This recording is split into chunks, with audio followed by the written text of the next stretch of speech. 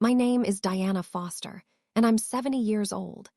I raised my son Ethan by myself after my husband left us when Ethan was just 4 years old.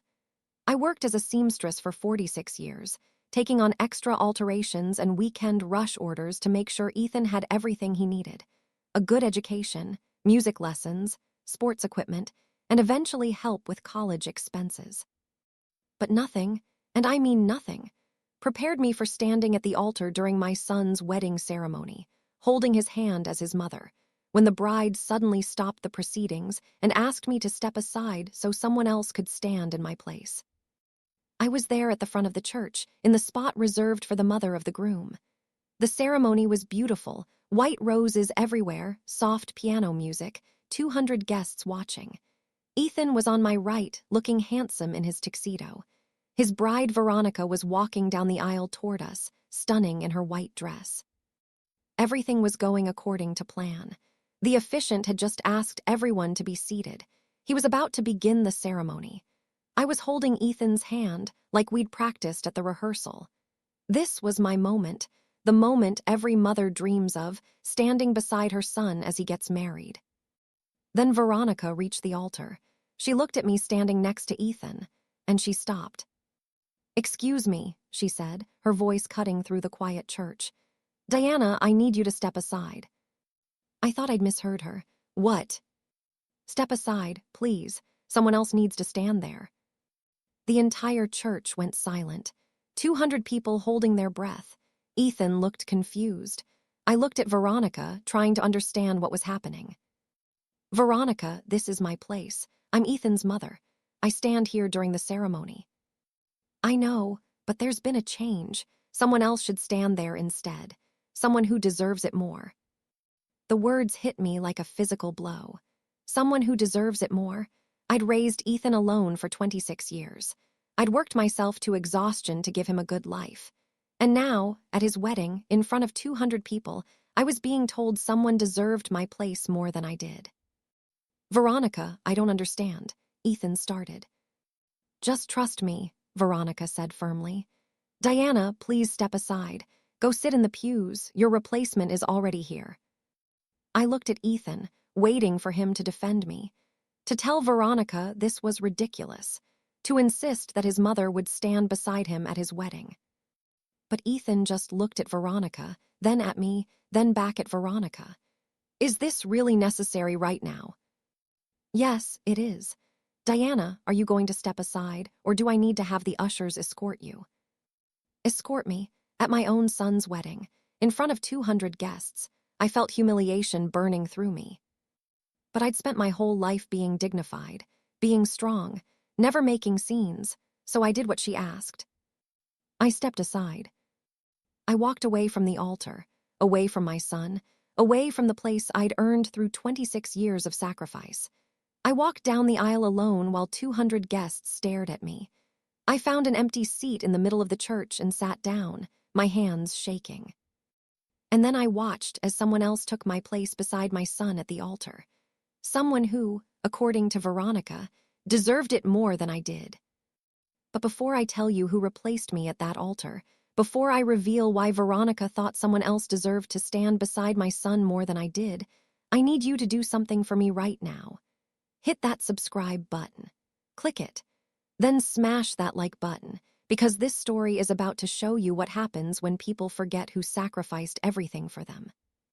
Turn on those notifications, that bell icon, because you need to hear what happened after I stepped aside from that altar and let someone else take my place. And drop a comment telling me where you're watching from. What city? What state? What country? I want to know who's here with me today. Because what happened after I stepped aside, what I learned about why Veronica wanted me replaced, it's going to shock you. It shocked me, and it changed everything about how I saw my relationship with my son. Now let me take you back to the beginning. Let me tell you about my relationship with Ethan and how we got to this moment where I was asked to step aside at his own wedding. To understand what happened at that altar, you need to understand my relationship with Ethan and how Veronica came into our lives. My husband Michael left when Ethan was 4 years old. One day he was there, the next day he was gone. He left a note saying he'd met someone else, that he was moving to another state, that he'd send money when he could. He never sent money, not once. I never heard from him again. So I raised Ethan alone. I worked as a seamstress at a bridal shop. Ironic, I know, given what happened at Ethan's wedding. I altered wedding dresses, fixed torn hems, added beading and lace. I was good at my work, and I took on as many jobs as I could. We lived simply, a small apartment, second-hand furniture, clothes from thrift stores, but Ethan always had what he needed. Good food, school supplies, a safe home, love. I was there for everything, every parent-teacher conference, every soccer game. Even though the uniform cost more than I could afford, I found a way. Every piano recital, even though the lessons meant I ate ramen for dinner. Every award ceremony, every moment that mattered. Ethan was a good kid, smart, kind, responsible. He knew we didn't have much money and he never complained. He got a part-time job at 16 to help with expenses. He earned scholarships for college. He made me proud every single day. When he graduated from college with a degree in engineering, I cried with joy. My son, the boy I'd raised alone while working my fingers raw, had become a successful, educated man. He got a good job at a tech company, started making real money, moved into a nice apartment, and at 25 he met Veronica. Veronica came from money, real money. Her father owned a chain of luxury car dealerships. Her mother was a prominent real estate agent. They lived in a mansion, drove expensive cars, belonged to exclusive country clubs. When Ethan first told me about Veronica, I was happy for him. He deserved to find love. He deserved someone who appreciated him. "Mom, she's amazing," he said on the phone. "She's beautiful, smart, sophisticated. I really think she's the one." "I'm so happy for you, sweetheart. When do I get to meet her?" "Soon. I want to make sure the timing is right. Her family is very particular. I want to make a good impression before introducing everyone." "Of course, take your time." But weeks turned into months. Ethan kept making excuses for why I hadn't met Veronica yet. "She's busy with work. Her family has a lot of events we need to attend. We're still getting to know each other. I don't want to overwhelm her with family stuff yet." Finally, 8 months after they started dating, Ethan invited me to dinner to meet Veronica. At a very expensive restaurant, the kind where I had to look up the menu online beforehand to make sure I could afford to eat there. I wore my best dress, a simple navy blue one I'd sewn myself. I did my hair carefully. I wanted to make a good impression for my son. When I arrived at the restaurant, Ethan and Veronica were already seated. Veronica was stunning, tall, blonde, wearing a designer dress and expensive jewelry. She looked like she belonged on a magazine cover. "Mom, this is Veronica. Veronica, this is my mother, Diana." Veronica extended her hand, and I shook it. Her hand was soft, manicured. Mine was rough from years of sewing, with permanent calluses on my fingers. "It's so nice to finally meet you," I said warmly. "Ethan talks about you constantly." "Nice to meet you too," Veronica said, her smile polite but not warm. "Ethan's told me some things about you as well." "Good things, I hope." "Of course," Ethan said quickly. "I was just telling Veronica how you raised me by yourself, how hard you worked." "Oh, yes," Veronica said. "Ethan mentioned you're a seamstress. That must be interesting work." The way she said, "interesting," made it clear she didn't think it was interesting at all. She thought it was beneath her. "It's honest work," I said. "It paid the bills and put Ethan through school." "I'm sure it did," Veronica said, glancing at my dress. "Did you make that yourself?" "Yes, I did." "How resourceful." Again, the tone, like resourceful was code for poor but trying. The dinner was uncomfortable. Veronica dominated the conversation, talking about her job at her father's company, about the country club, about expensive vacations she'd taken. I tried to contribute, but every time I spoke, Veronica would glance at me with barely concealed condescension. When I mentioned that I'd taken Ethan camping when he was young because we couldn't afford fancy vacations, Veronica said, How quaint. I'm sure that was. Educational. When I talked about helping Ethan with his homework every night, Veronica said, "Well, everyone does their best with the resources they have." By the end of dinner, I felt small, dismissed, like I was an embarrassment to my own son. After dinner, Ethan walked me to my car. "What did you think of Veronica?" "She seems nice," I lied. "I really love her, Mom. I'm thinking about proposing." "Already? You've only been dating 8 months." "When you know, and I know she's the one." "Does she make you happy?" "Very happy. She's sophisticated. She's shown me a whole different world. Her family has connections that could really help my career. This is a good relationship for me." The way he said, "good relationship," bothered me, like he was talking about a business deal instead of love. "As long as she treats you well and respects you, that's all I care about."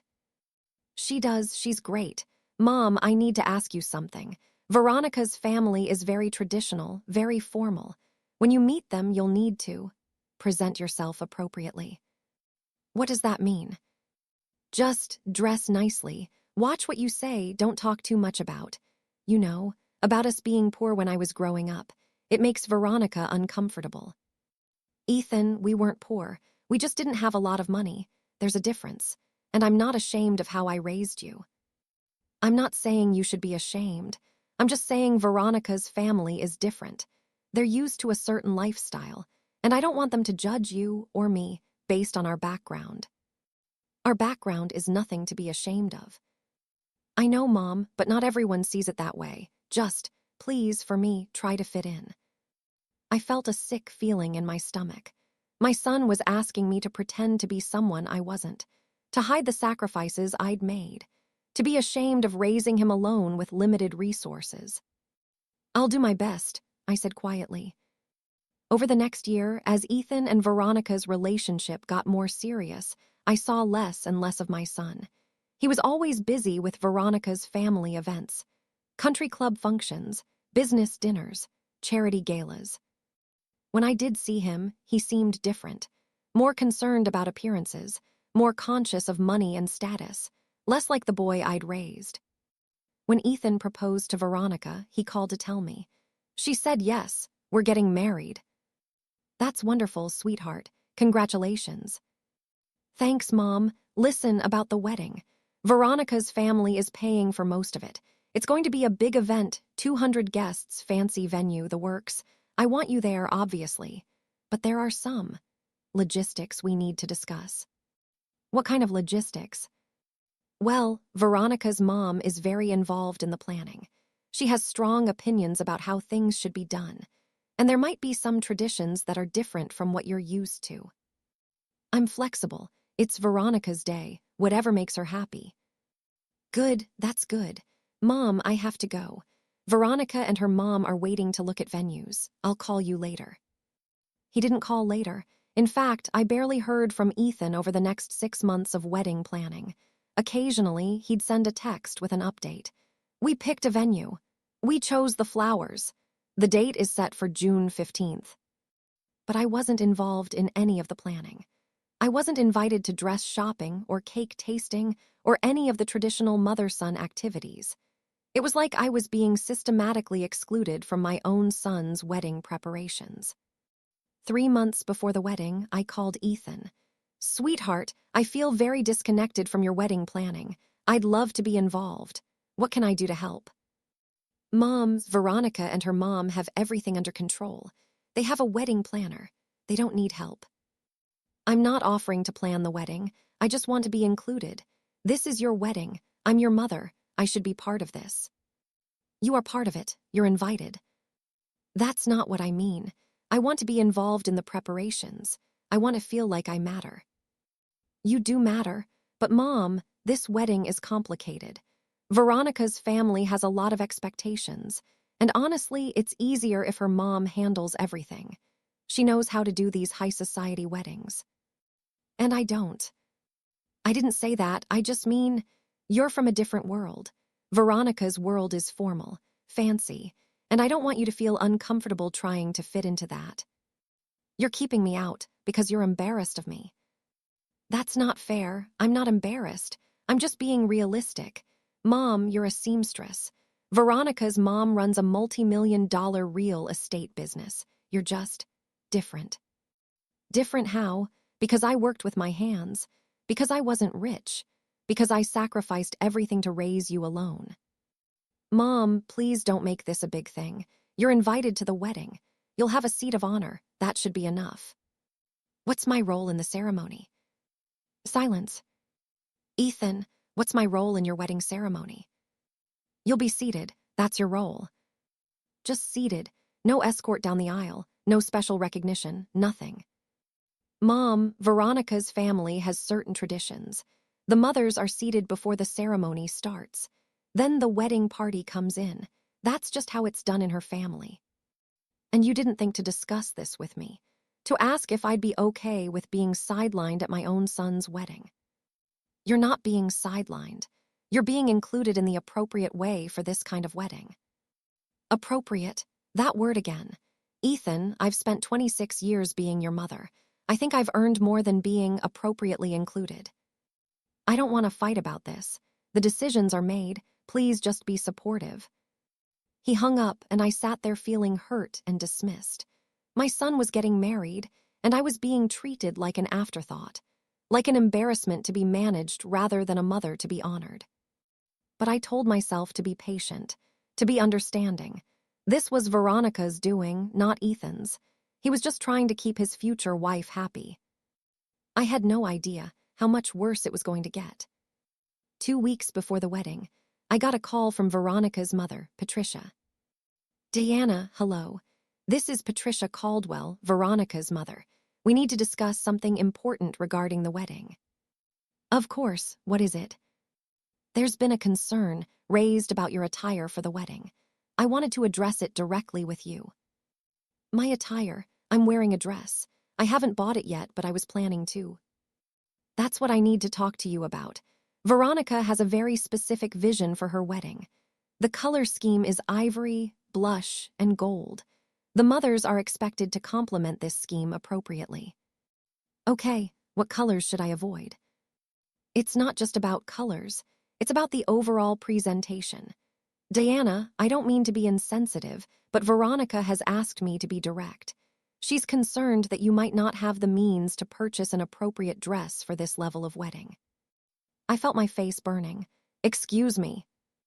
The guests at this wedding are very high society, wealthy individuals, politicians, business leaders. The expectation is that everyone, including the mothers of the bride and groom, will be dressed in a way that reflects the elegance of the event. I know how to dress appropriately. I'm sure you do for most occasions, but this isn't most occasions. This is a wedding that's costing $150,000. The dress code is formal, elegant, sophisticated. And frankly, Veronica is worried that your wardrobe might not meet those standards. So what are you suggesting? I'm suggesting I take you shopping. At my expense, I'll buy you a dress that's suitable for the wedding. Something that will photograph well and look appropriate next to what I'll be wearing. She was offering to buy me a dress because she didn't trust me to dress myself, because she thought I was too poor to afford something appropriate. That won't be necessary. I'll find my own dress. Deanna, please don't be prideful about this. I'm trying to help. Veronica is already stressed about the wedding. She doesn't need to worry about whether her future mother-in-law is going to embarrass her in the photos. Embarrass her? Patricia, I've been dressing myself for 70 years. I think I can manage to find a suitable dress for my son's wedding. Can you? Because Veronica told me about the dress you wore when you first met her. The navy one you made yourself. It was adequate for a casual dinner, but this is a different level of event.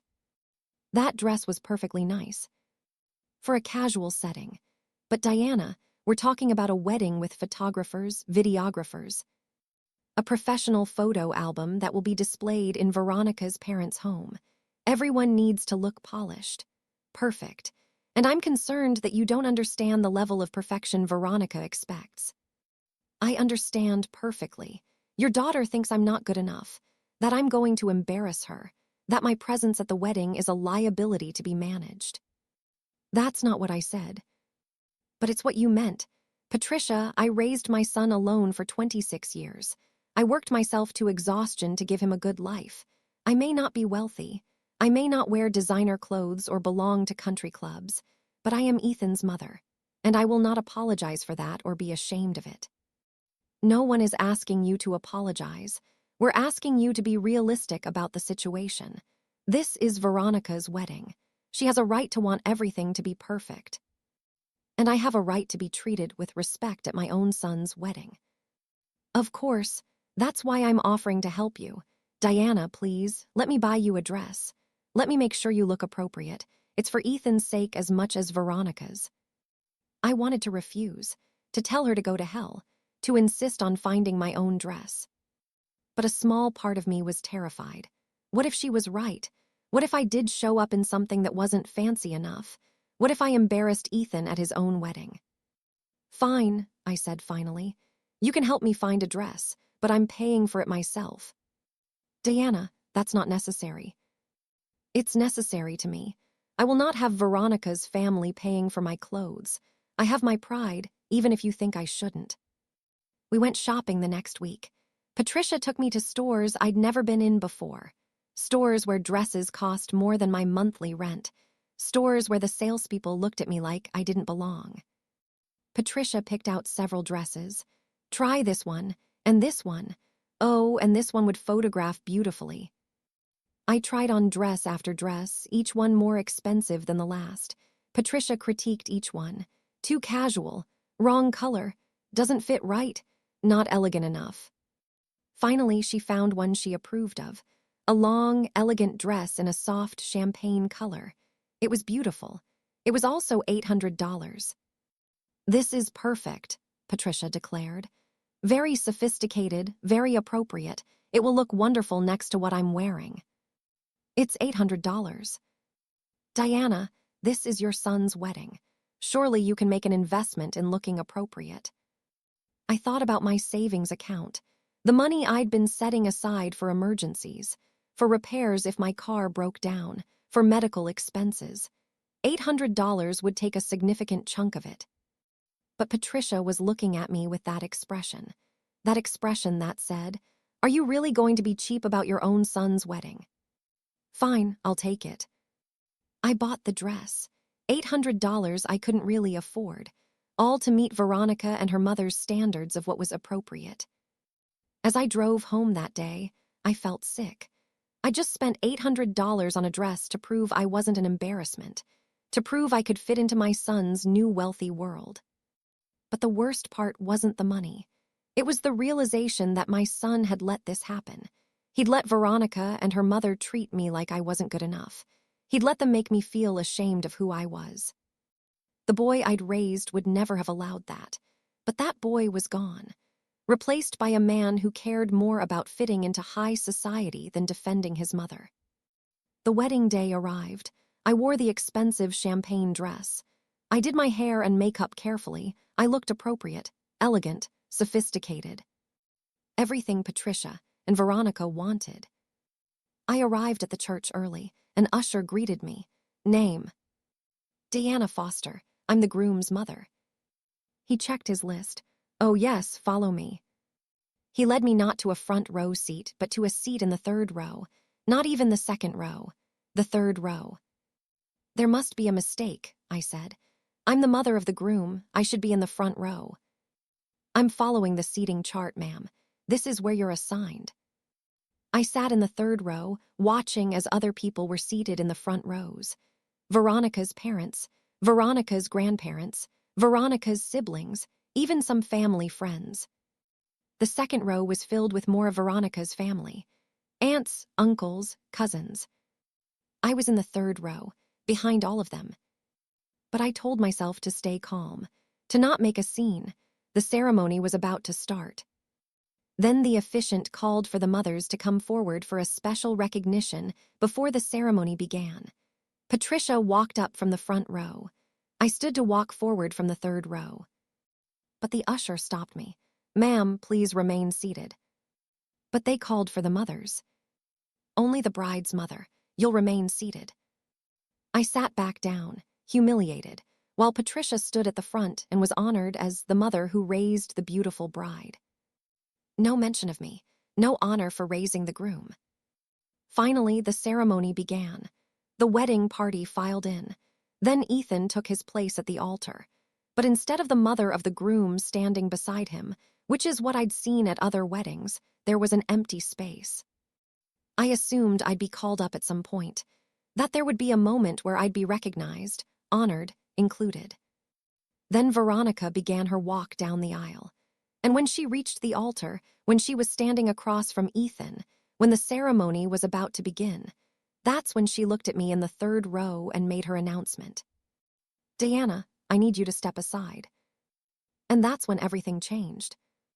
Before I continue this story, kindly subscribe, like, turn on the notification bell, and tell me in the comments where you're watching from. I sat in that pew, my hands trembling in my lap, watching as the person who was replacing me at the altar walked forward. It was Michael, my ex-husband, Ethan's father, the man who'd abandoned us 26 years ago.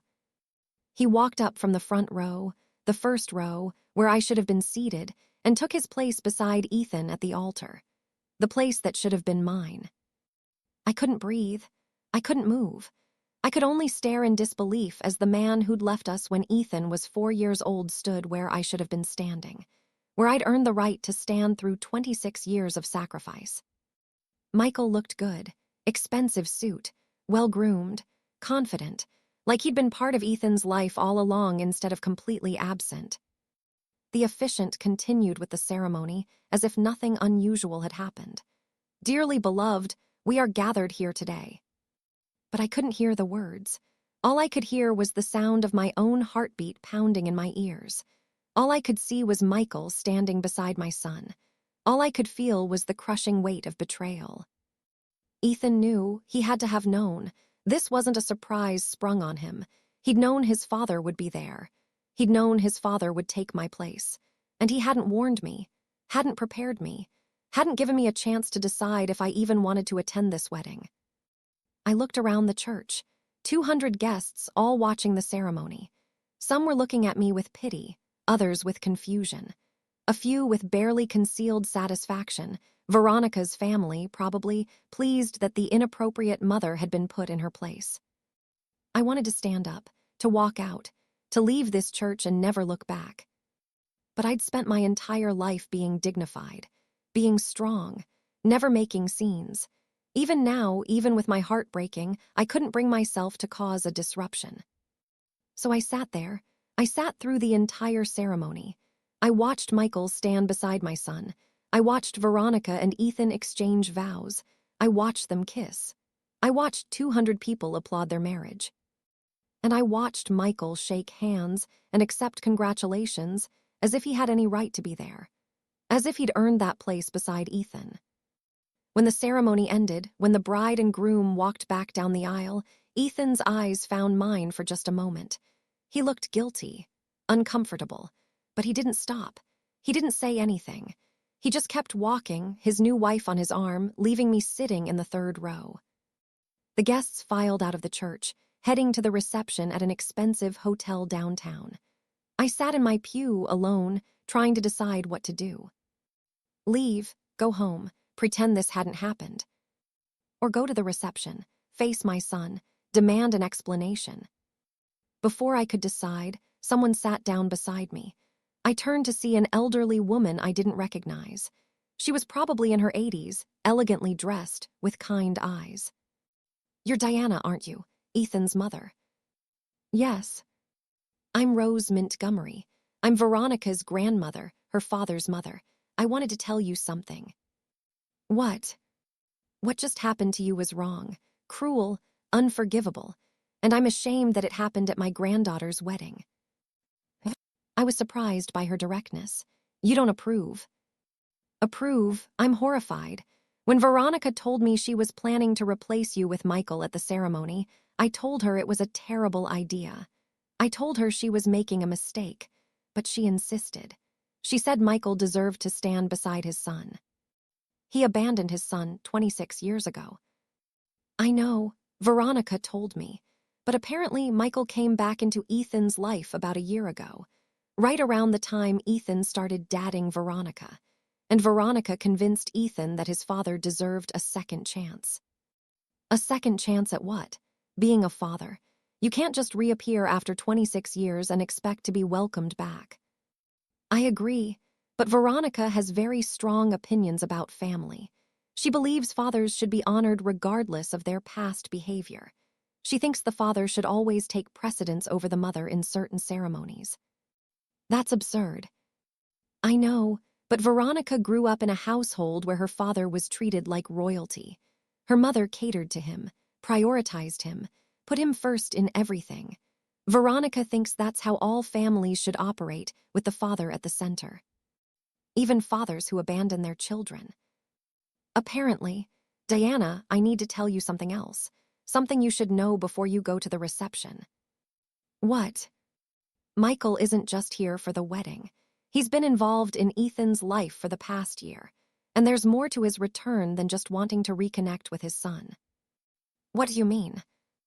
Rose looked uncomfortable. My son, Veronica's father, he's a wealthy man, very wealthy, and he's very impressed by family legacy, by lineage, by traditional family structures. When Ethan started dating Veronica, Robert, my son, did what he always does. He investigated Ethan's background. Investigated. Robert doesn't let his children date just anyone. He looks into their families, their connections, their potential value to our family.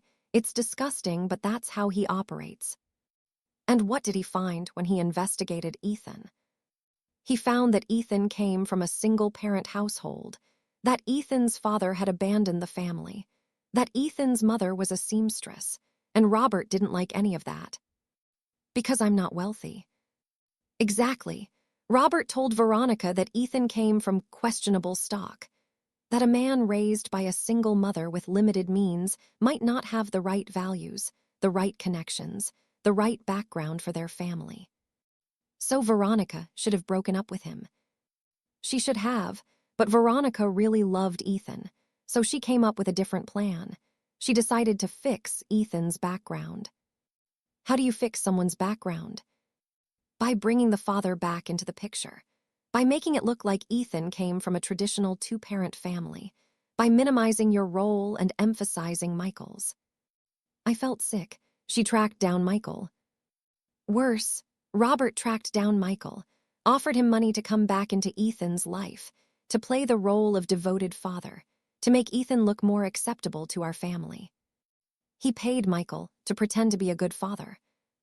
Yes, Robert paid Michael $50,000 to reconnect with Ethan, to be present at family events, to stand beside Ethan at the wedding, to help create the illusion that Ethan came from an acceptable background. I couldn't speak. The betrayal was so much worse than I'd imagined. Michael hadn't come back because he regretted abandoning Ethan. He'd come back because he was paid to, because Veronica's family had hired him to play a role. Does Ethan know? Does he know his father was paid to come back? I don't think so. I think Michael told Ethan some story about regrets and second chances. I think Ethan genuinely believes his father returned because he wanted to be in his life. Veronica and Robert made sure Michael's story was convincing. Why are you telling me this? Because someone needs to know the truth, and because I think you deserve better than what happened to you today. Diana, I've seen you from a distance over the past year. I've heard about you from Ethan before Veronica started poisoning him against you. I know you raised that boy alone. I know you worked yourself to the bone for him. And what happened to you today, being replaced by a man who was paid to show up, it's wrong. What should I do? That's up to you. You could leave. Go home. Cut ties with Ethan and let him live in this world of lies and bought loyalty. Or you could go to that reception. Face your son. Demand the truth. Force him to confront what's been done. If I confront him, I'll cause a scene at his wedding reception. Maybe that scene needs to happen. Maybe Ethan needs to see what his new family is really like, what they're capable of, before it's too late. I thought about Rose's words. She was right. Ethan needed to know the truth. But confronting him at his wedding reception, in front of 200 guests, after what had just happened at the ceremony, Would that help or hurt? I need time to think, I said finally. I understand. But Diana, whatever you decide, please know this. What happened today wasn't your fault. You didn't deserve to be treated this way. And anyone with half a brain can see that you're worth 10 of Michael. Rose stood up, touched my shoulder gently, and left. I sat in the empty church, trying to process everything I'd just learned. Michael had been paid to come back. Veronica had orchestrated the whole thing to make Ethan look more acceptable to her family. And Ethan, my son, the boy I'd raised, had either knowingly participated in this deception or was too blind to see he was being manipulated. I finally stood up and walked out of the church. My car was in the parking lot. I could drive home. I could leave this whole situation behind. But as I stood there, keys in hand, I thought about everything I'd sacrificed for Ethan. The double shifts, the second-hand clothes, the nights I'd gone hungry so he could eat, the opportunities I'd given up, the life I'd built around making sure he had everything he needed. And I thought about how easily he'd let me be replaced, how he'd stood at that altar and let his absent father take my place without protest, how he'd looked at me with guilt but hadn't done anything to stop it. I got in my car, but I didn't drive home. I drove to the hotel where the reception was being held. If Ethan wanted to replace me with a father who'd been paid to show up, fine. But he was going to hear the truth first, and so was everyone else at that reception. When I arrived at the hotel, the reception was in full swing. I could hear music and laughter from the ballroom. I walked in, still wearing my expensive champagne dress, and looked around. The room was decorated beautifully. Ivory and blush flowers everywhere, gold accents, crystal chandeliers, a live band playing, guests in expensive clothes drinking champagne and eating catered food. I saw Ethan and Veronica at the head table, smiling and talking with guests.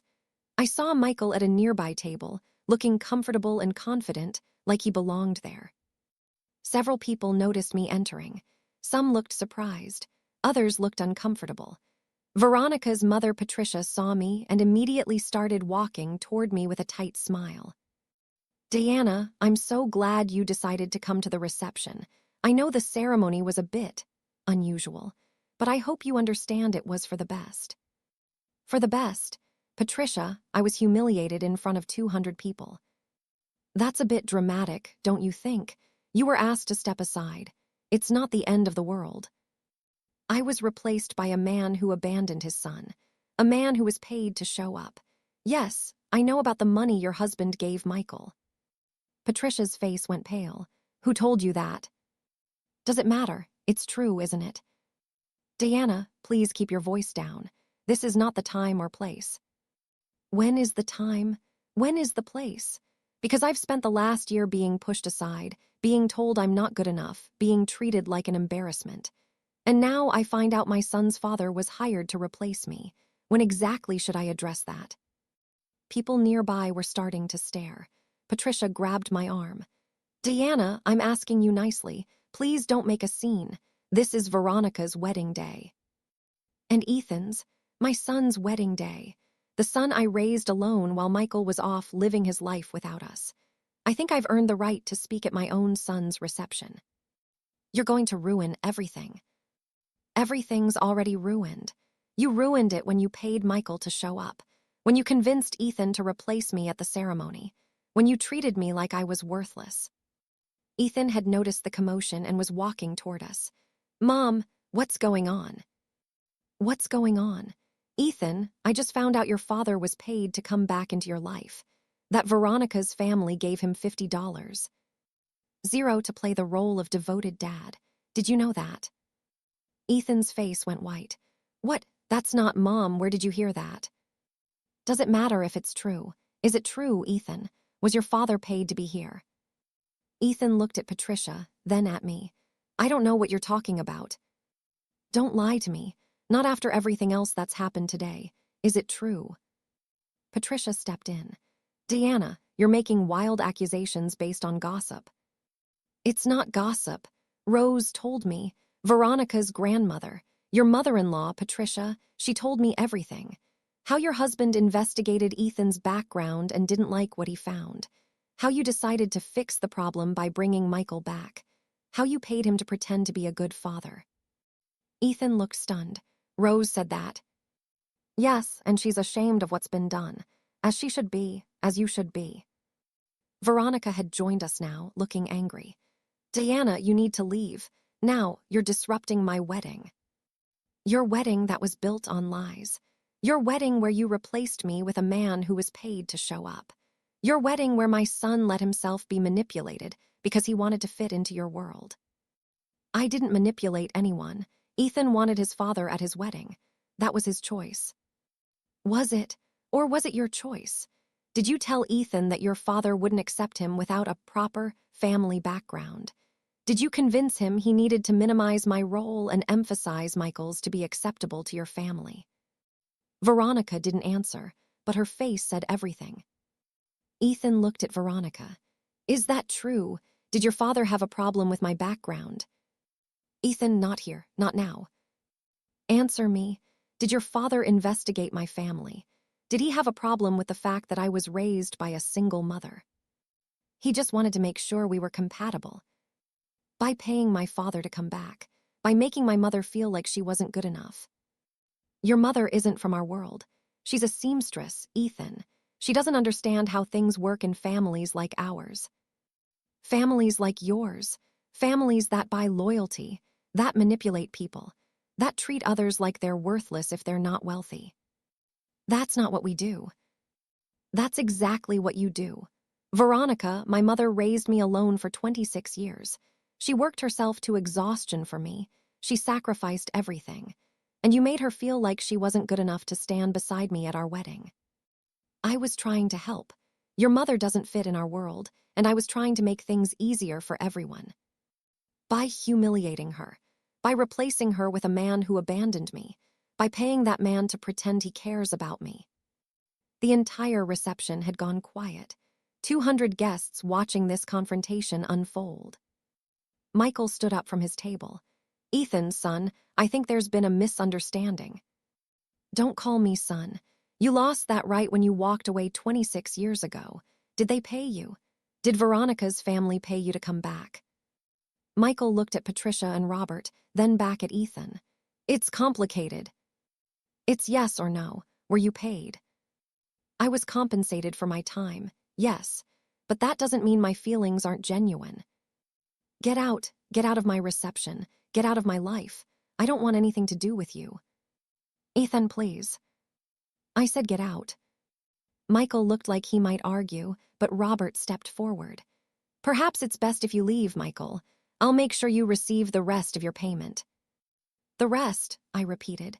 There's more money. Robert looked uncomfortable.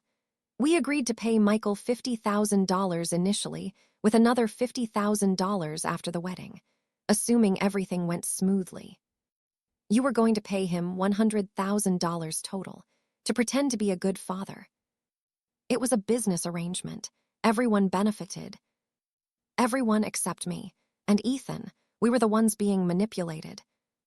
Ethan turned to Veronica. Did you know about the full amount? Does it matter? Ethan, we needed your father here. No, you needed me to look acceptable to your family. You needed me to come from the right kind of background. And when I didn't, you manufactured one.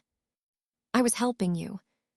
By lying to me, by making my real mother feel worthless, by bringing back the father who abandoned me. Veronica, if you loved me, you would have accepted me as I am. You would have been proud of my mother, not ashamed of her. Tears were streaming down Veronica's face. I do love you. Ethan, I love you. I just wanted my family to accept you. By changing who I am, by rewriting my history, by pretending my mother doesn't exist. I never said she didn't exist. I just thought your father should be included. At her expense, Veronica, I stood at that altar and let my father take my mother's place. I watched her walk away, humiliated, and I didn't stop it. I let it happen because I wanted to make you happy, because I wanted to fit into your world. But I was wrong, and you were wrong, and I don't know how to fix this. I found my voice finally. Ethan, I need to know something. When did your father come back into your life? About a year ago, right after I started dating Veronica, he called me out of the blue, said he'd been searching for me, that he wanted to make amends. And you believed him. I wanted to believe him. Mom, I spent my whole childhood wondering about my father, wondering why he left. When he came back and said he regretted leaving, I wanted that to be true. Did it ever occur to you to question the timing? That he reappeared right when you started dating into a wealthy family? No, I thought it was coincidence. It wasn't coincidence. It was calculation. Ethan, your father didn't come back for you. He came back for money, and Veronica's family provided that money to make you more acceptable to them. Ethan looked at Veronica. Tell me the truth, all of it. Did you ask your father to find my dad? Did you orchestrate his return? Veronica was sobbing now. I just wanted you to have a complete family. I wanted my father to see that you came from a good background. A complete family. I had a complete family. I had my mother, she was enough, she was always enough. But she's not from our world. Stop saying that. Stop acting like being wealthy makes you better than everyone else. My mother is worth 10 of your family. She's honest. She's hardworking. She never lied to me or manipulated me or paid someone to pretend to love me. Ethan turned to me, tears in his eyes. Mom, I'm so sorry. I'm so sorry for everything. For letting them push you aside. For believing Dad when he came back. For standing at that altar and letting him take your place. I was wrong about all of it. I wanted to forgive him immediately. To tell him it was okay. But it wasn't okay. And I needed him to understand that. Ethan, you hurt me today. Deeply. You let me be humiliated in front of 200 people. You replaced me with a man who was paid to show up, and you did it without even warning me. I know I hurt you, and I don't know how to make it right. I don't know either. I need time to think, to process everything that's happened. Ethan, I love you, you're my son, but I can't be in your life if this is how I'm going to be treated. Mom, please. I'm going home, I need space. Don't call me, don't text me. When I'm ready to talk, I'll reach out. I turned and walked toward the exit. Behind me, I could hear Veronica crying, Patricia trying to calm the situation, guests whispering. But I didn't look back.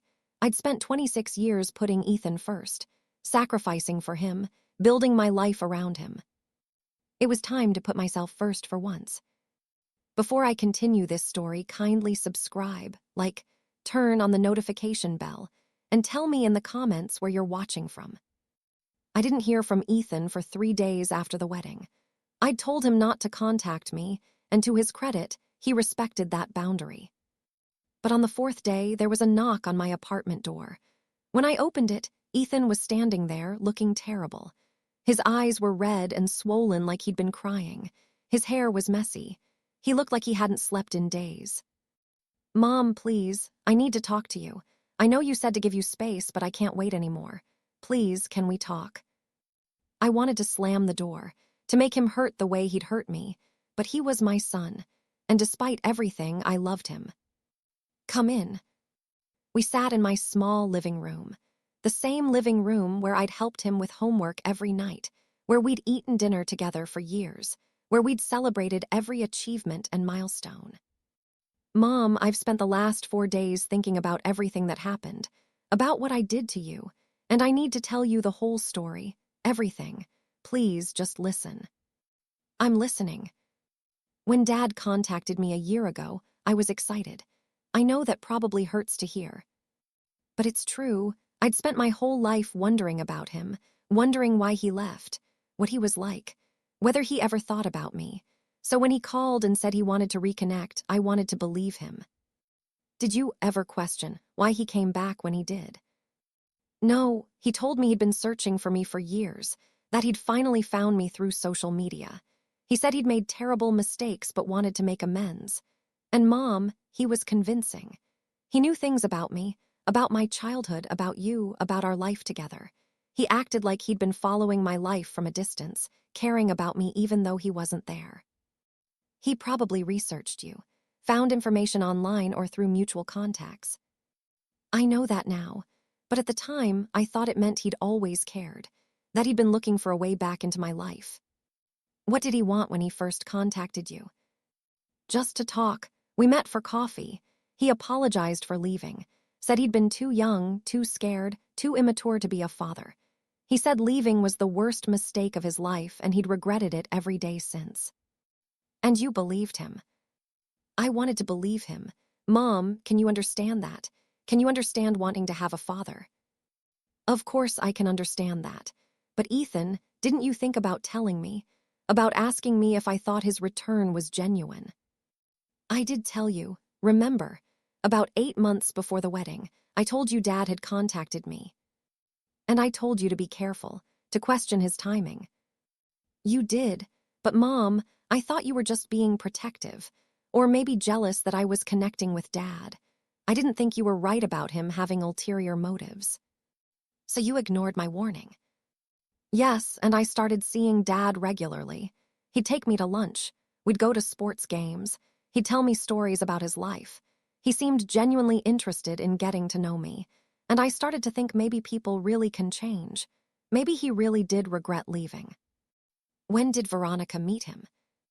About 6 months ago. I introduced them at a family dinner, one of those dinners at Veronica's parents' house that you were never invited to.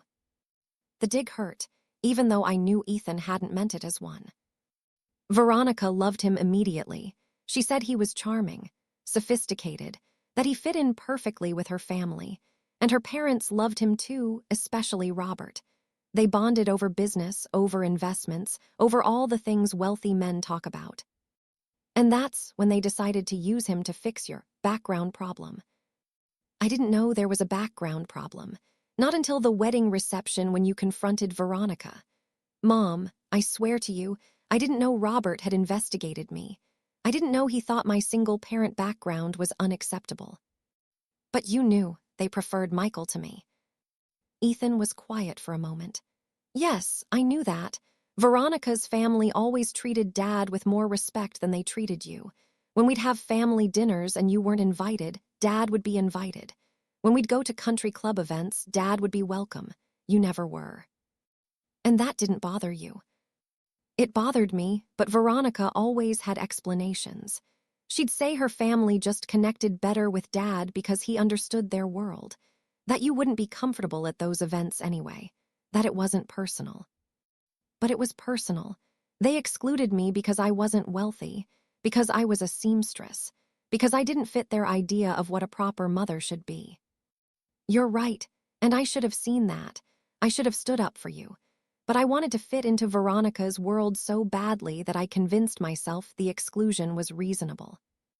Why? Why was fitting into their world so important? Because I'd spent my whole life being poor, Mom. I'd spent my childhood wearing second-hand clothes and eating cheap food and never having the things other kids had. And when I got my engineering job and started making good money, I thought I'd left all that behind. But then I met Veronica's family and realized I was still poor compared to them. I still didn't fit in, and I wanted to fit in so badly.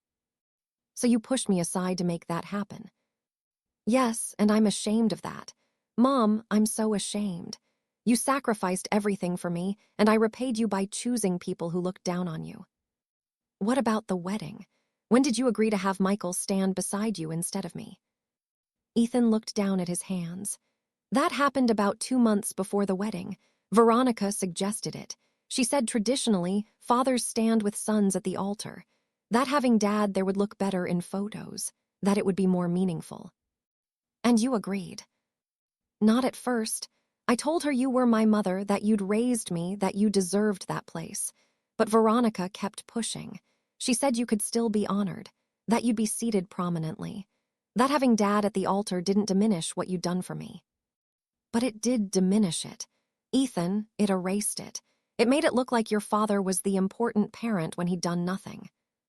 I know, but Veronica convinced me that this was how weddings were supposed to be.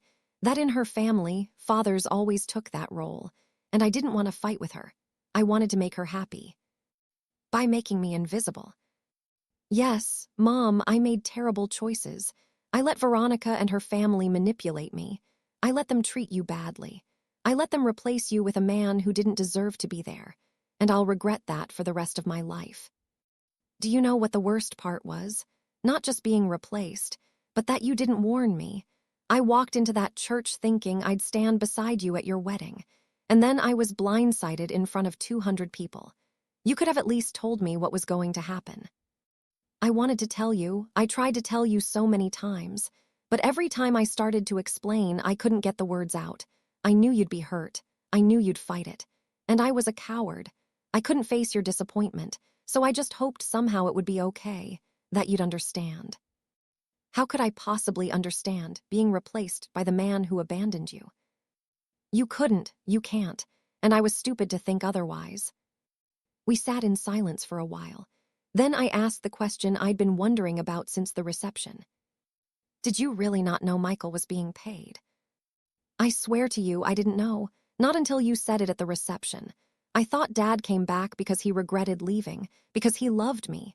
Finding out he was paid, Mom, it destroyed me. It meant everything about his return was fake. Every conversation, every moment we shared, all of it was a transaction.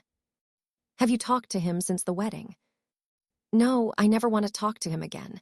He called me the day after the wedding trying to explain. Said the money didn't mean his feelings weren't real. But I hung up on him.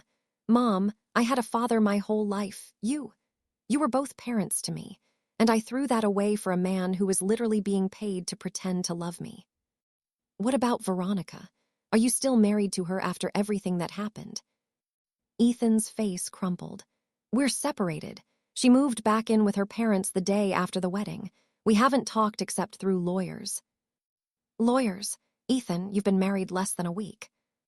I know, but Mom, after the reception, after everything came out, I couldn't look at her the same way. She lied to me. She manipulated me. She paid my father to come back. She convinced me to push you aside. And she did all of it to make me acceptable to her family. Not because she loved me for who I was, but because she wanted to change me into who she needed me to be. So you're getting divorced. Maybe, probably, I don't know yet. We're talking about annulment. The marriage was based on lies and manipulation. A lawyer told me that might be grounds to have it annulled entirely, like it never happened. How do you feel about that? Relieved, sad, stupid. I married someone who didn't really love me, who loved the version of me she could create. The version with the proper family background and the acceptable history. Not the real me. Not the me that was raised by a single mother in a small apartment. I'm sorry, Ethan. Despite everything, I'm sorry your marriage fell apart. Don't be sorry. You were right about Veronica all along. About her looking down on us. About her family's prejudices. About everything. I should have listened to you. What are you going to do now? I don't know. I took a leave of absence from work. I can't focus. I can't think about anything except what I did to you. Mom, I need to ask you something. Can you forgive me? I know I don't deserve it. I know I hurt you terribly. But can you forgive me? I looked at my son, the boy I'd raised alone, who'd become a man I barely recognized, who was now trying to find his way back to the person he used to be. I don't know, Ethan. I want to forgive you. But what happened at that wedding, being asked to step aside at the altar, being replaced by your father, being humiliated in front of everyone, it hurt more than anything I've ever experienced. And I need time to heal from that. I understand. Take all the time you need. But Mom, please don't give up on me completely. Please don't shut me out forever. I won't shut you out forever. You're my son. I love you. But I need space right now. I need to figure out if I can trust you again. If I can be in your life without constantly worrying that you'll choose other people over me. I'll never do that again. I promise. Mom, I learned something from this disaster. I learned that loyalty matters more than money, that integrity matters more than status, that the people who have been there all along are worth more than the people who show up when it's convenient. Those are important lessons, but learning them doesn't undo the harm that was done. I know, but maybe it's a starting point. Maybe we can rebuild from here. Maybe, but Ethan, if we're going to rebuild, things have to be different. You have to stand up for me, defend me, make sure I'm treated with respect. You can't let anyone, girlfriend, wife, friend, anyone, make me feel less than. Can you do that? Yes, I can do that. I will do that. And you have to be honest with me. No more hiding things because you're afraid of my reaction. No more keeping me in the dark about important decisions. If something affects me, I need to know about it. I agree. Complete honesty, I promise. Then we'll take it slow. We'll rebuild trust gradually. But Ethan, if you ever do something like this again, if you ever choose someone else over me after I've proven my loyalty, I'm done. I won't give you another chance. You won't need to. This was my wake-up call. I almost lost the most important person in my life because I was chasing acceptance from people who didn't really care about me. That will never happen again. Ethan left shortly after that conversation. As I closed the door behind him, I felt emotionally exhausted but also oddly hopeful. My son had hurt me deeply, but he was taking responsibility. He was trying to make amends. He was learning from his mistakes. Whether that would be enough remained to be seen. Over the next few weeks, Ethan checked in regularly. Not intrusively, he respected my need for space, but he'd send a text every few days. Thinking of you. Hope you're well. Love you, Mom. Small gestures, but they mattered. 6 weeks after the wedding, Ethan called with news. Mom, I wanted you to hear this from me. Veronica and I are getting the marriage annulled. It's final. We were married for less than a week, and now it's like it never happened. How do you feel about that? Relieved. Sad that I wasted a year of my life on someone who wasn't right for me, but relieved that I'm free. What about Veronica? How is she handling it? Not well. She's angry. She blames you, actually. She says if you hadn't confronted us at the reception, if you hadn't exposed the truth about my father, everything would have been fine. Does she really believe that? That continuing to lie and manipulate would have created a good marriage. I think she believes what she needs to believe to avoid taking responsibility. But Mom, I need to tell you something else. Something about what happened after the reception. What? Rose, Veronica's grandmother, she reached out to me. She wanted to apologize for what her family did. She said she's ashamed of how you were treated. Rose was kind to me at the church. She's the one who told me about Michael being paid. She told me that. She said you deserve to know the truth. Mom, Rose did something else. She wrote a letter to her son, Veronica's father, Robert. She told him she was disgusted by his behavior, by paying Michael, by investigating my background and finding it unacceptable, by treating you with disrespect. What did Robert say? According to Rose, he was defensive at first, said he was protecting his daughter, making sure she married well.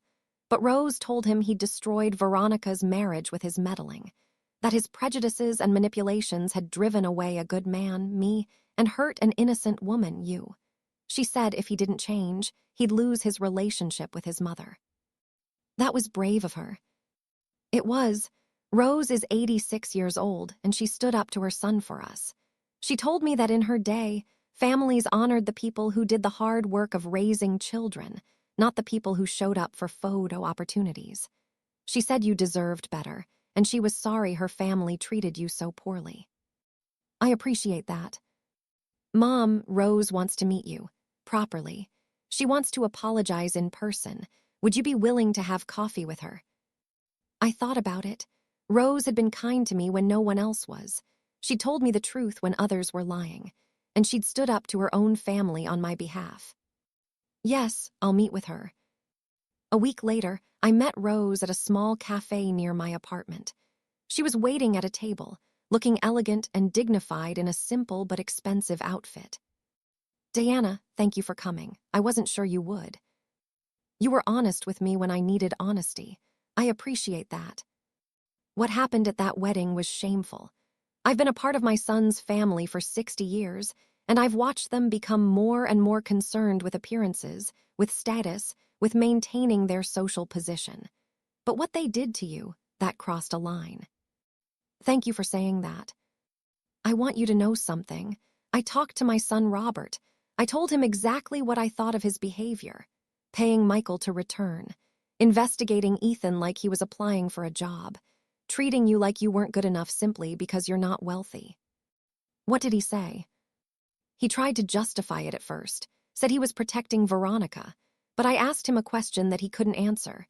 If wealth and status make someone worthy, then what made you worthy when you were a young man with nothing? You see, Robert came from a working-class background himself. His father, my late husband, was a mechanic. We lived modestly. Robert built his wealth from nothing. I didn't know that. No one does. Robert likes to pretend he's always been wealthy, that he comes from old money. But the truth is, he's first-generation wealthy. And somehow, in the process of building his fortune, he forgot where he came from. He forgot that being working class doesn't make you less valuable as a person. Did your question make him think? I hope so. He didn't admit he was wrong. Men like Robert rarely admit fault directly. But he did say he'd made mistakes in how he handled Ethan and Veronica's relationship. That's as close to an apology as I'm likely to get. What about Patricia, Veronica's mother? Patricia is complicated. She married into wealth. She came from a middle-class family, and she's always been desperate to prove she belongs in Robert's world. So she's even more snobbish than Robert is. She's the one who pushed hardest to exclude you from wedding planning. Who insisted you weren't appropriate for their family? Why are you telling me all this? Because I want you to understand that what happened wasn't your fault. You did nothing wrong. You were simply caught in a family dynamic that's toxic and destructive, and I'm sorry you were hurt by it. I appreciate that, Rose, but I'm not sure what good it does now. The damage is done. My son's marriage is annulled. My relationship with him is damaged. Michael came back into his life and left again. Everything is broken. But it can be rebuilt. Diana, I've watched Ethan these past few weeks. He's been coming to see me. Did you know that? No, he didn't mention it. He's been asking me questions about family, about loyalty, about what matters. I think he's trying to understand what went wrong so he doesn't repeat the same mistakes. What have you told him? I've told him that families aren't defined by wealth or status. They're defined by who shows up when things are difficult, who sacrifices, who loves unconditionally. And by that measure, Diana, you're his real family, not Michael, not Veronica and her family. You. Tears filled my eyes. Thank you for saying that. It's the truth. And Diana, I hope you'll give Ethan another chance. He made terrible mistakes, but he's trying to make amends. He's learning, and he needs his mother, his real mother, to help guide him through this. I'm trying. It's just hard to trust him after what happened. I understand, but remember, he was manipulated too. By Veronica, by Michael, by my son and daughter-in-law. He's a victim in this as much as you are. We talked for another hour. Rose told me more about her family's dynamics, about how she'd watched them become increasingly obsessed with appearances and status. She talked about her late husband, who'd been a kind man who valued hard work and integrity over wealth. I tried to pass those values on to Robert, she said sadly, but somewhere along the way, he forgot them. He started believing that money made him better than others, and now he's passed those beliefs on to Veronica. Do you think Veronica will ever change? I don't know. She's very young, only 28. She has time to learn and grow, but right now, she's too busy being angry at everyone else to look at her own behavior. As I drove home from coffee with Rose, I thought about forgiveness, about whether I could truly forgive Ethan for what he'd done, about whether our relationship could ever be what it once was. I didn't have answers yet, but I was starting to believe that maybe, with time and effort, we could find our way back to each other. The question was, did I want to, or had too much damage been done? Before I continue this story, kindly subscribe, like, turn on the notification bell, and tell me in the comments where you're watching from. 3 months after the annulled wedding, I was sitting in my apartment when someone knocked on my door. When I opened it, Ethan was standing there with an older couple I didn't recognize. Mom, I know I should have called first, but there are some people I want you to meet. This is Frank and Diane Morrison. They're my biological father's parents, my grandparents. I was stunned. Your grandparents? I didn't know Michael's parents were alive. The older woman, Diane, stepped forward with tears in her eyes. We didn't know Ethan existed until 2 weeks ago. We're so sorry for what our son did to you. So sorry. May we come in and talk? I let them in, completely bewildered. We sat in my small living room, and Diane began to explain. Deanna, our son Michael, disappeared from our lives 30 years ago. We had a fight about his irresponsibility. He was always getting into trouble, always looking for quick money. He left angry, and we never heard from him again. We tried to find him, but he'd changed his phone number, moved multiple times. We eventually gave up, assuming he wanted nothing to do with us. I didn't know that, I said quietly. How could you? Michael never told you about us. I suspect he was ashamed. Ashamed that his parents weren't wealthy, that we're just ordinary people. Frank was a postal worker, I was a teacher. We weren't sophisticated or impressive. We were just working people trying to raise our son right. Frank spoke up, his voice gruff with emotion. 2 weeks ago, we got a call from Rose Montgomery. Do you know her? Yes, Veronica's grandmother. She tracked us down through a private investigator. She wanted us to know that we had a grandson. That Michael had a son named Ethan who he'd abandoned 30 years ago. And that Michael had recently come back into Ethan's life not out of love, but because he was paid to do so. She told us everything, Diane continued. About Michael abandoning you and Ethan, about you raising Ethan alone, about Michael being paid to return, about what happened at the wedding. Diana, we were horrified, absolutely horrified. Why did Rose contact you? She said she thought we deserved to know we had a grandson, and that Ethan deserved to know he had grandparents who weren't part of the manipulation and lies. Real grandparents who'd love him for who he is, not for what he could do for them. I looked at Ethan. You've met them before today. Yes, 2 weeks ago. Rose gave me their contact information and I reached out. We've met several times. And Mom, I wanted to bring them to meet you because, his voice broke, because they're what real family looks like. They're not wealthy. They're not sophisticated. But they're honest and kind and they actually care about people for who they are, not what they have. Diane reached over and took my hand. Deanna, I want to thank you. Frank and I are devastated that we missed our grandson's childhood, but we're grateful, so grateful that he had you. Rose told us about the sacrifices you made, the double shifts, the second-hand clothes, the way you put Ethan first always.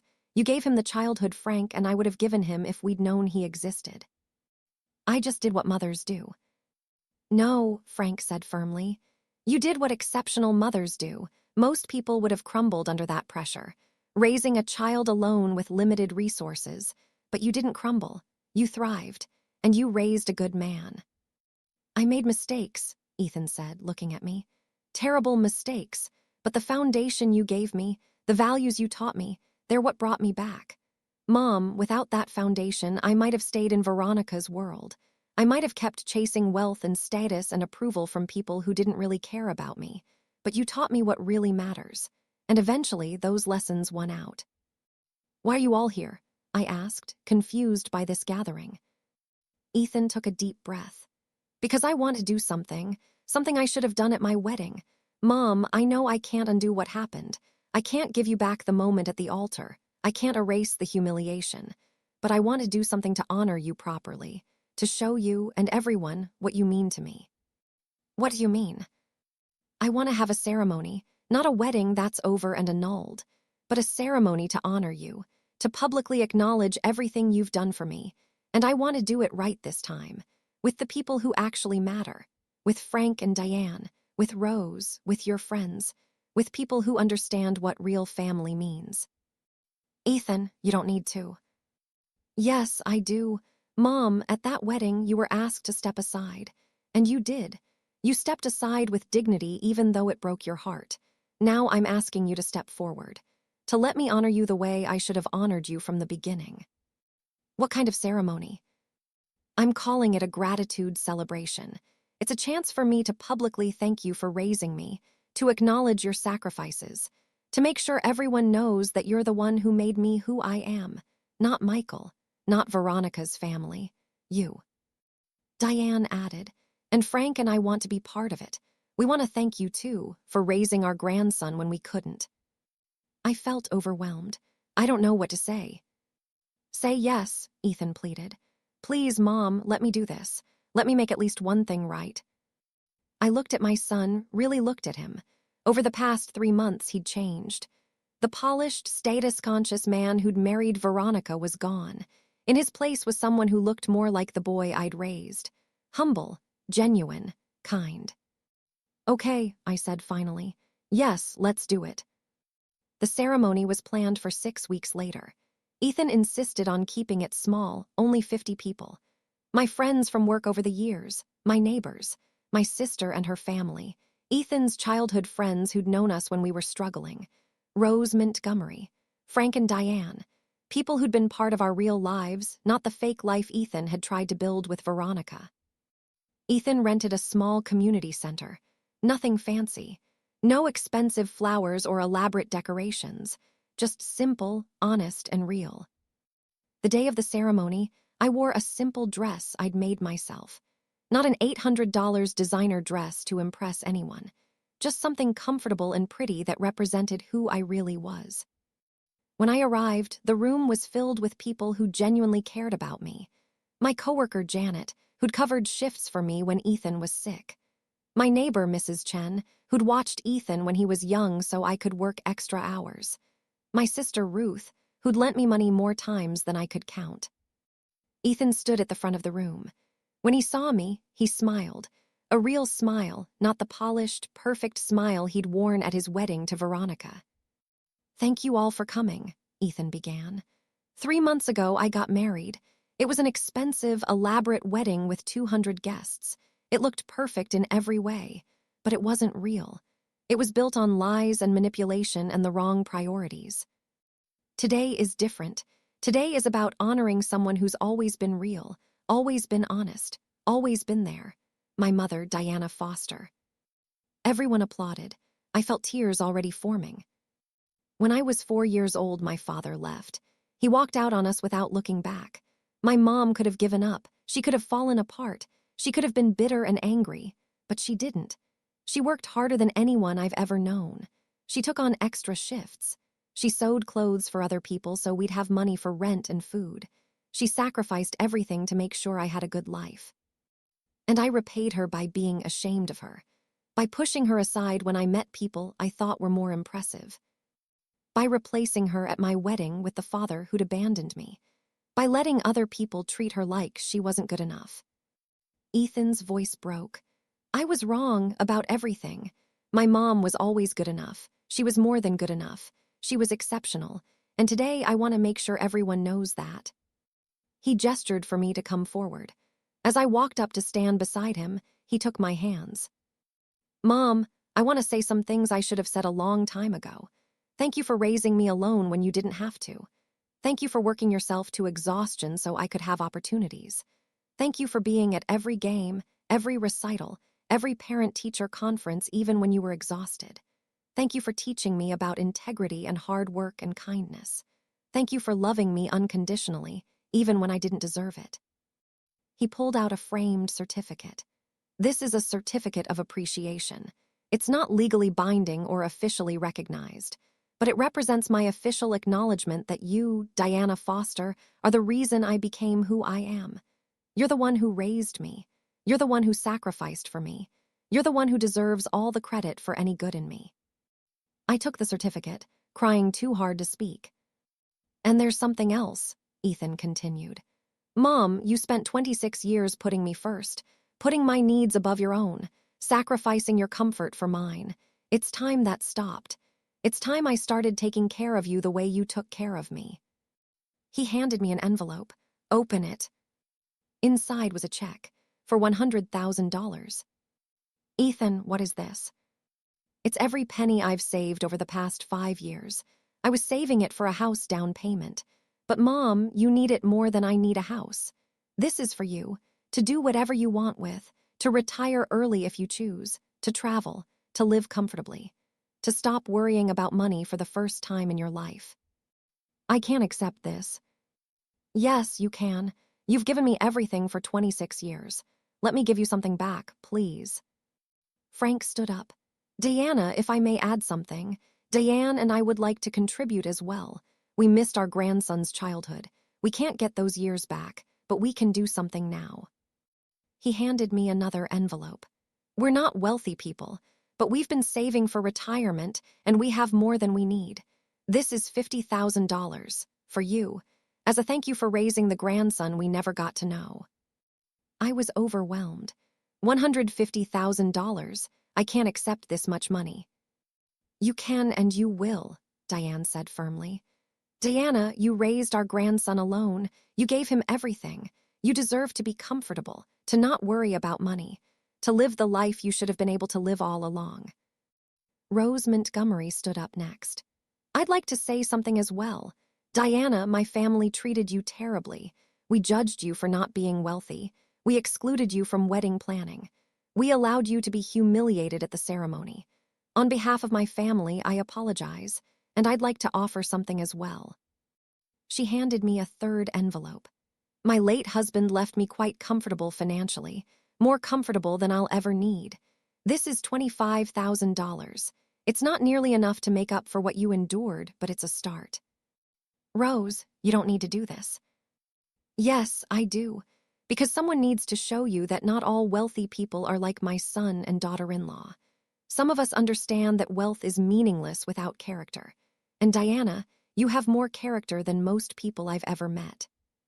I looked around the room at all these people, Ethan, Frank, Diane, Rose, my friends and family, and felt completely overwhelmed. I don't know what to say. "Say you accept," Ethan urged. "Say you'll take this money and use it to make your life easier. Mom, you've earned it. You've earned comfort and security and the chance to live without constant financial stress." "Okay," I said through my tears. "Okay, I accept. And thank you, all of you. This is more generosity than I could have imagined." Ethan wasn't finished. "There's one more thing, Mom. I need to tell you something I've learned over the past 3 months." "What?" "At that wedding, when Veronica asked you to step aside at the altar, you did it. You stepped aside with dignity even though it destroyed you inside. You didn't make a scene. You didn't fight.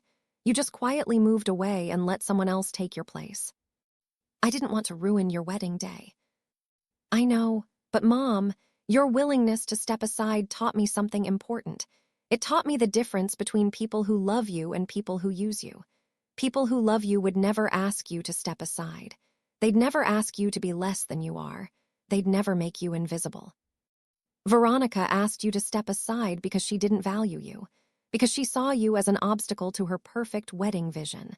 But the fact that you did it, that you stepped aside even though it hurt, that showed incredible strength.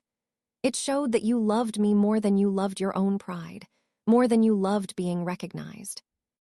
And it made me realize I never want to be with someone who would ask you to step aside. I want to be with someone who would insist you step forward, who would honor you, who would value you." "Have you met someone?" I asked, surprised.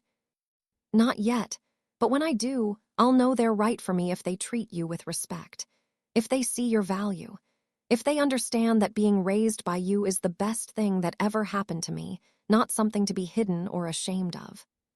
Rose spoke up. "Deanna, I've been thinking a lot about what happened at that wedding, about why my granddaughter asked you to step aside, and I realized she asked you to step aside because she was threatened by you." "Threatened by me? How?" "Because you represent everything she's not. You're genuine, you're hardworking, you earned everything you have. Veronica, on the other hand, was born into wealth. She's never struggled. She's never sacrificed. She's never had to work for anything meaningful. And I think, deep down, she knew that made her less impressive than you, so she tried to minimize you, to push you aside, to make you invisible so she wouldn't have to be compared to you. I never wanted to compete with her. You didn't have to, just by being yourself, by being someone who'd overcome hardship and raised a good man despite limited resources. You showed her up. You made her privilege look shallow, and she couldn't handle that." Ethan nodded. "Rose is right. Veronica was intimidated by you, Mom, by your strength, by your character, by everything you represent. That's why she worked so hard to exclude you." My friend Janet stood up. "Deanna, I want to say something. I've known you for 20 years. I've watched you work double shifts. I've seen you come in exhausted but never complaining. I've heard you talk about Ethan with such pride and love. And I've always thought this woman is a hero. She's doing something extraordinary and making it look ordinary." When Ethan told me what happened at his wedding, I was furious. furious that you were treated that way, but I wasn't surprised, because people who haven't struggled often don't understand what real strength looks like. They mistake money for character, status for substance, and they miss what's really valuable. Diana, you are what's valuable. Your work ethic, your integrity, your love for your son, that's real, that's meaningful, and anyone who can't see that isn't worth your time. Around the room, other people shared their thoughts. My neighbor, Mrs. Chen, talked about how I'd helped her when she was sick, bringing her groceries and checking on her. My sister Ruth talked about how I'd been her rock through difficult times. Ethan's childhood friend Marcus talked about how I'd always made him feel welcome in our home, feeding him dinner when his own parents were working late. Each story reminded me that my life had mattered, that my choices had made a difference, that even though I'd never been wealthy or impressive by society's standards, I'd been valuable in ways that actually counted. Finally, Ethan spoke again. Mom, 3 months ago, you stepped aside at my wedding. Today, I'm asking you to step forward, to be recognized, to be celebrated, to be honored the way you should have been honored all along.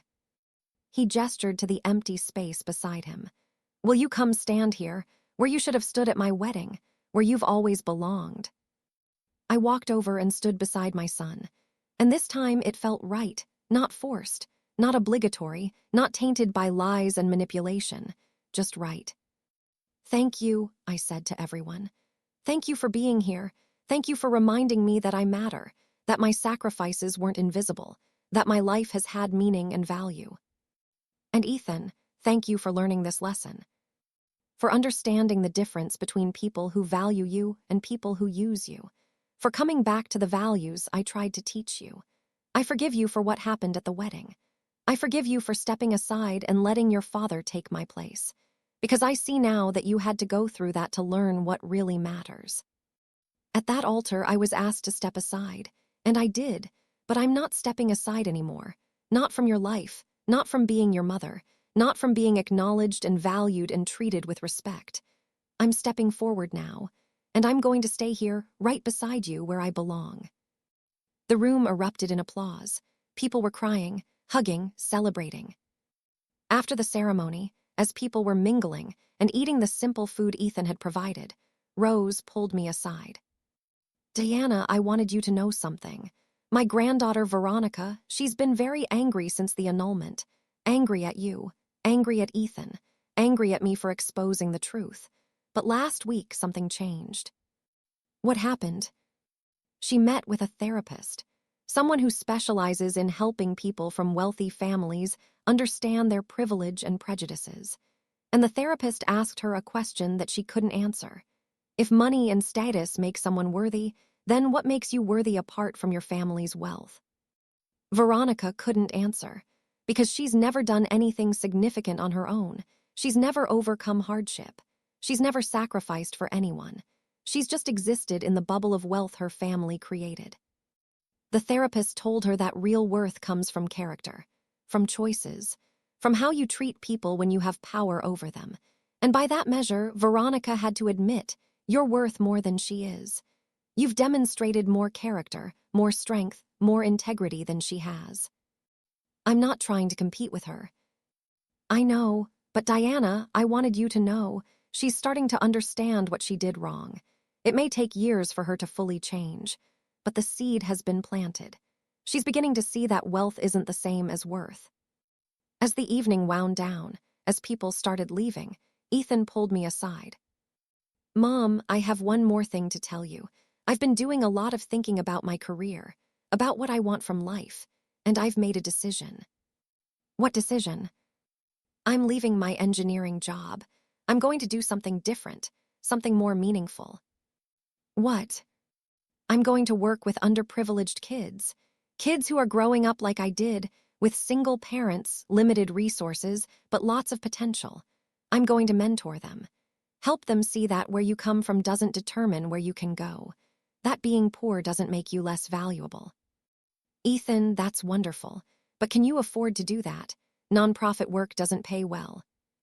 I don't need it to pay well. I've been living beyond my means trying to keep up with Veronica's lifestyle, but I don't need that anymore. I can live simply, like we used to. And I can use my engineering skills to help kids learn about technology, about opportunities, about building better futures. I'm so proud of you. I learned it from you. You showed me that the most important work isn't the work that pays the most. It's the work that matters, that makes a difference, that helps people. When do you start? Next month. I've already contacted a local nonprofit that works with at-risk youth. They're excited to have me. And Mom, I was thinking, maybe you could help too. Not working, but volunteering. Teaching kids about sewing, about making things with their hands, about finding pride in creating something useful. I'd love that. As I drove home that night, I thought about the journey from that devastating moment at the altar to this celebration. 3 months ago, I'd been asked to step aside, to be invisible, to accept that someone else, someone who'd done nothing to earn it, deserved my place. And I'd stepped aside, not because I believed I should, but because I loved my son more than I loved my own recognition. But that act of stepping aside had ultimately led to this moment, to the truth being exposed, to Ethan learning what really mattered, to our relationship being rebuilt on honesty instead of false status. Sometimes stepping aside isn't weakness. Sometimes it's strategy. Sometimes you step aside to let people reveal themselves, to let the truth emerge, to let false things crumble so real things can be built. I'd stepped aside at that altar, but I wasn't staying aside. I was stepping forward now into a life where I was valued, respected, and honored, into a relationship with my son that was built on truth, into a future where I didn't have to sacrifice everything and receive nothing in return. At that altar, I was asked to step aside. I did. But that's not where the story ended. That's where it began. Because sometimes, stepping aside is the first step toward stepping forward into something better.